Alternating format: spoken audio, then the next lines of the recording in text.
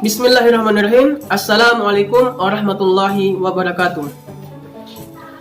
Apa kabar anak-anak sekalian? Semoga kita semua dalam keadaan sehat walafiat. Baiklah anak-anak, pada kesempatan kali ini kita akan belajar mata pelajaran sejarah kebudayaan Islam, yaitu dengan materi Hijrah Nabi Muhammad SAW ke kota Taif, dengan subtema sebab-sebab Nabi Muhammad SAW hijrah ke Taif.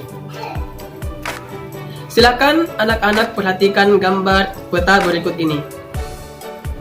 Pada gambar peta terdapat kota Taif. Nah, kota Taif adalah kota yang terletak di sebelah tenggara kota Mekah. Kota Taif adalah kota yang sangat bersejarah dalam perkembangan agama Islam. Jarak kota Taif sampai ke kota Mekah kurang lebih sekitar 65 km. Lantas, pertanyaan, mengapa Nabi Muhammad SAW hijrah ke Taif? Dan bagaimanakah perjalanan Nabi Muhammad SAW ketika hijrah ke Taif? Nah, untuk itu pada kesempatan ini kita akan mulai menjelaskan yang pertama mengenai sebab-sebab Nabi Muhammad SAW hijrah ke Taif. Tahukah kamu, Nabi Muhammad SAW terus-menerus mendakwahkan agama Islam walaupun menghadapi banyak rintangan dari kaum kafir Quraisy. Kaum kafir Quraisy tidak henti-hentinya menghalangi dakwah Nabi Muhammad SAW dan kaum muslimin untuk menyebarkan agama Islam di Mekah. Mereka tidak rela jika agama Islam menggantikan agama nenek moyangnya.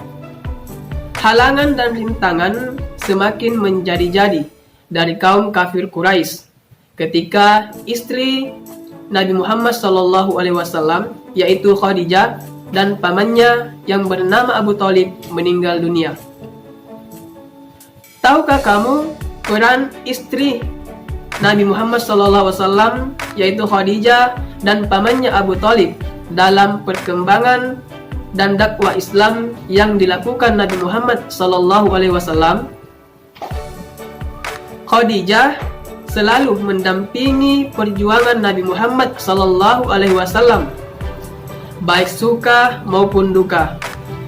Tidak sedikit harta benda yang dihabiskan selama mendampingi Rasulullah SAW dalam berdakwah.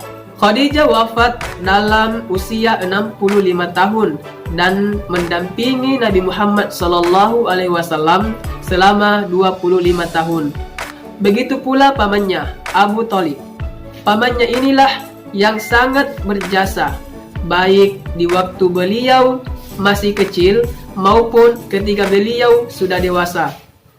Abu Thalib selalu membela dan melindungi Nabi Muhammad SAW dari ancaman kaum kafir Quraisy.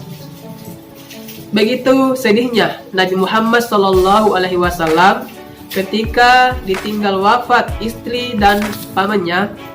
Beliau telah kehilangan tulang punggung yang kuat yang selama ini sangat berjasa terhadap dakwah Islam, yang selalu melindungi beliau dari gangguan kaum kafir Quraisy. Karena kesedihan Rasulullah SAW yang sangat mendalam, maka tahun wafatnya Khadijah dan Abu Thalib, pamannya, disebut dengan tahun Umul Huzn atau tahun kesedihan. Ketika Nabi Muhammad SAW dalam keadaan berduka, kaum kafir Quraisy makin menghalangi dan memusuhi beliau. Mereka beranggapan bahwa Rasulullah SAW tidak lagi mempunyai pelindung apabila disakiti dan dianiaya oleh kaum kafir Quraisy. Setiap hari, siang, malam, beliau tidak ada henti-hentinya menerima celaan, cercaan, hinaan, dan perbuatan yang tidak menyenangkan dari kaum kafir Quraisy. Akhirnya Nabi Muhammad SAW memutuskan untuk hijrah ke Taif. Beliau berharap dapat hidup tenang dan damai untuk menyebarkan agama Islam. Ini berdasarkan pemikiran beliau bahwa di Taif ada saudara-saudara Rasulullah SAW yang menjadi pemimpin di Taif yang nantinya akan melindunginya. Baiklah anak-anak, itulah pembelajaran kita hari ini. Semoga kita semua bisa memahami materi tersebut, dan buat anak-anak tetap semangat dalam belajar. Jangan lupa untuk melaksanakan sholat 5 waktu, rajin membantu orang tua, dan sering-sering mencuci tangan supaya kita menjadi sehat. Wassalamualaikum warahmatullahi wabarakatuh.